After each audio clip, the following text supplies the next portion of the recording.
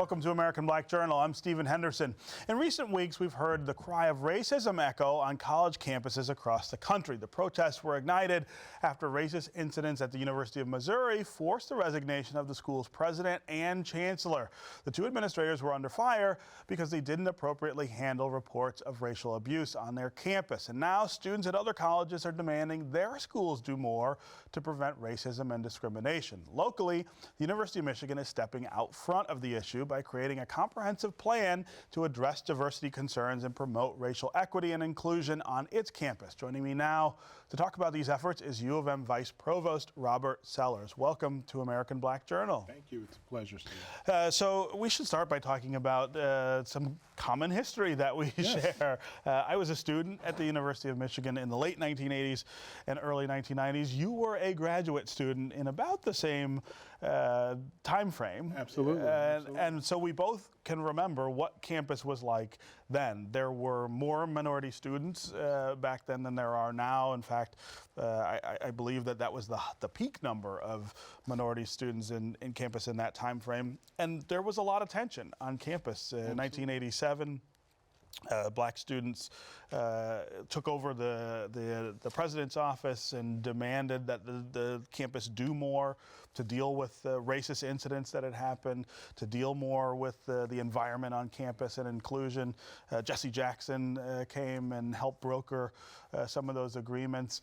20 years later, well, maybe 25 years later, we're sort of seeing a resurgence of that kind of discussion on campuses that look really different now than they did then. Well, I think you're absolutely right. And one of the things that's interesting is that while 25 years ago, we were battling these same issues as students and having similar kinds of, or similar levels of activism. I think some of the issues have changed a bit. Mm-hmm. If you listen nationally in terms of a lot of the experiences that the students are talking about now, they are really focusing on climate level issues, while there is some focus also in terms of increasing the critical mass of students. A lot of the individual conversations when you talk to students really center around feelings of belonging and a sense that the broader university campus is not a place that is particularly welcoming to. While there was clearly some of that discussion back again when we were students there was also, I think, a bit more of a focus on some of the structural changes that need to play out.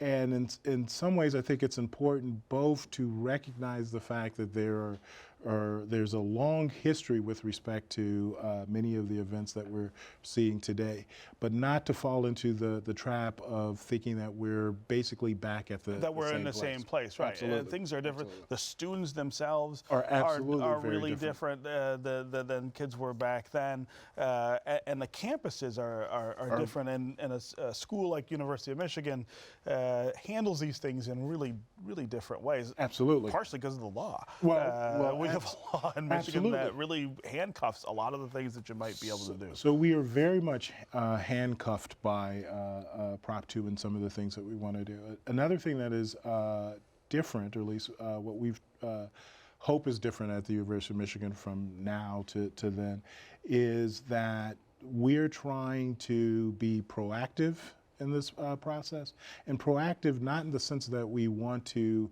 head off any potential student unrest, but proactive in the sense that we understand that having a diverse student body, a diverse faculty, a diverse staff is key to our ability to achieve academic excellence.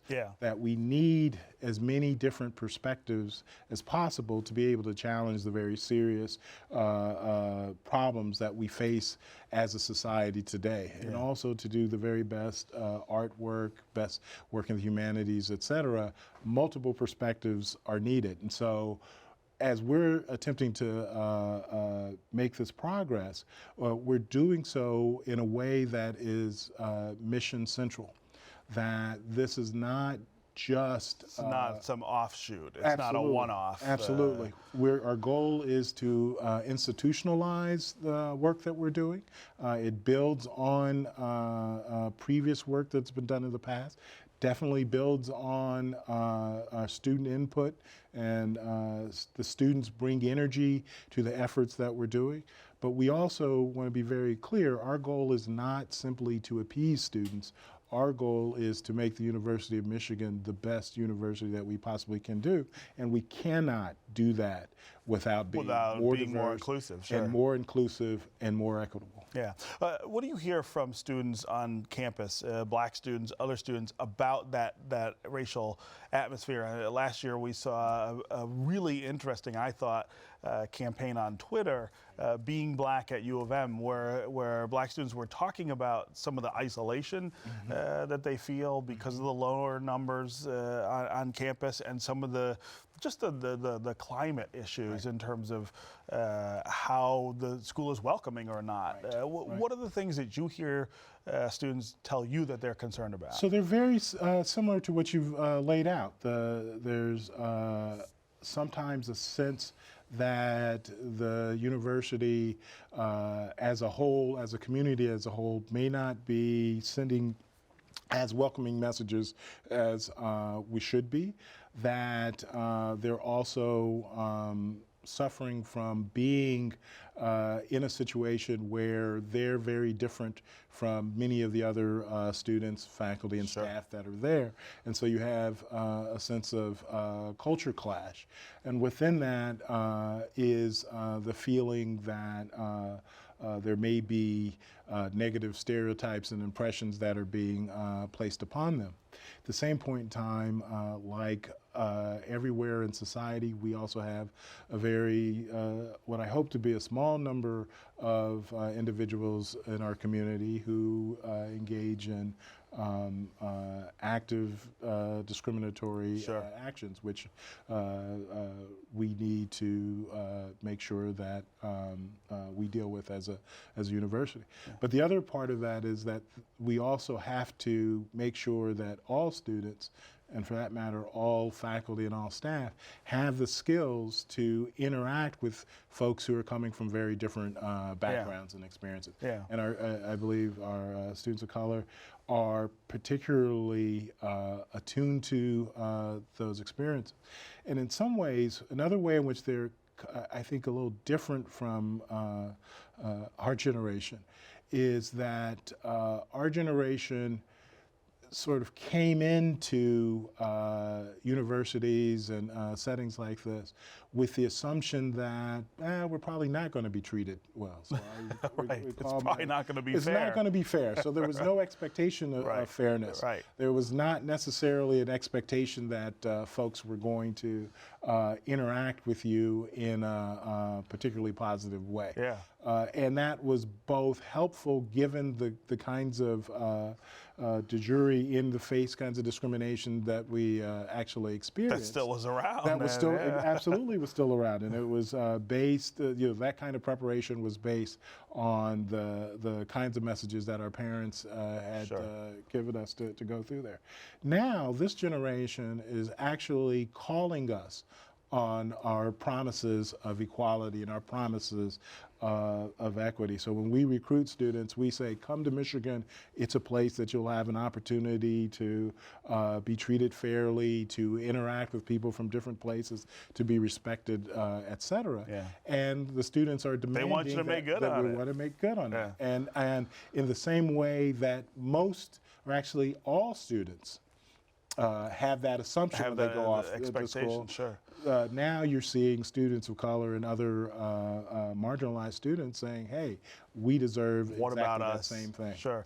One of the things that President Schlissel said in his inaugural address was about, he talked a lot about diversity. He also talked about the need for tolerance, viewpoint tolerance. And sometimes we see those two things fight with each other, right? Right. How, you know, if I don't like somebody because of their skin color or their cultural background, don't I have a right to say that? Don't I have a right to express that on campus? And that conflicts with, hey, we're trying to create a place where everybody feels welcome. Do you feel like that's one of the tensions you have to navigate? Well, it's definitely a tension that we have to navigate, but I do sort of see it as a false dichotomy. So on the one hand, I would never argue against the right for free speech. At the same point in time, that right for free speech doesn't mean that there aren't consequences for what you've said. Right. So right. just because you have the right doesn't necessarily mean that it's right. Yeah. And so there are ways in which, if your intent is to demean or to do violence to someone, then that's problematic. Right. We've got to deal with that. We've got to deal with that. Yeah. On the other hand, there often are lots of situations where, because we as various communities coming together for the first time at a college campus often say things more out of ignorance that can be painful to some and not necessarily painful to others, Yeah. and we just don't know. And so part of our job as a university is to begin to think about ways to provide folks with the tools to be able to engage across difference. Yeah. It doesn't mean that we all have to agree. In fact, if we all agree, then that undermines the whole no notion good of either, diversity. right, yeah. And it's an anathema to a university. Yeah. But we have to be able to interact. We have to be able to talk across those differences in an atmosphere in which there's mutual respect and there's a mutual sense that we have something to learn from each other. Sure. We've got just a few minutes left in the segment. I'm wondering about some of the specific things that you guys are planning to try to meet this stuff before it happens. So I think one of the biggest things that we're doing is this diversity strategic planning process. So this diversity strategic planning process is one that is comprehensive. So it is distributed such that all of the schools and colleges, all of the units at the university are all developing plans that are related to their units, that are related to the issues that The particular issues. the particular issues in their area and their units. And it focuses on issues across faculty, students, staff, and other constituents. So if you're in the health services, that also includes patients Right. and other communities. And so those plans will reside and live at the unit level. We have faculty, students, and staff all involved in the process of developing those plans, so it's not a top-down plan. Those plans then bubble up to 4 areas, including academic affairs, the health system, staff, focus plans, and student life plans. Yeah. We will create a plan to support those other plans, and then that bubbles up to a university plan, and that university plan will be in support of the others.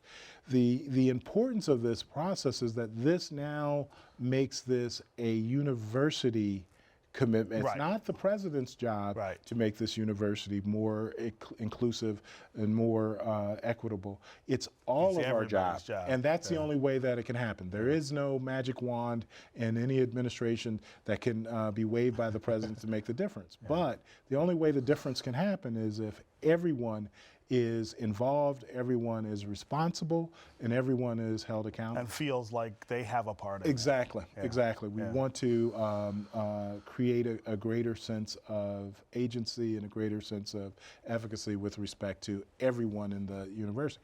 We will have very specific metrics, very specific timetable. We will consistently evaluate where we are and create new best practices Right. from what we learn and come up with new things that we don't learn. So the accountability that the students are looking for is going to be built in. The accountability is definitely built in. Yeah. All right. Thank you very much for being here, and good luck. It is my pleasure. Yeah.